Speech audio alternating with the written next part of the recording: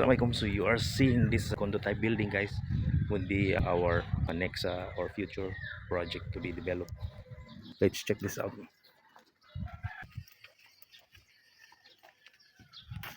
And we're just waiting for the owner to do this and finish this building.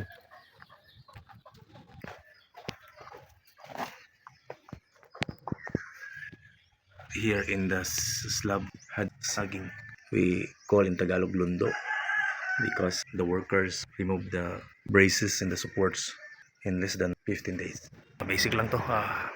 Doon sa taas, kita ko na waterproofing, of course, and then electrical.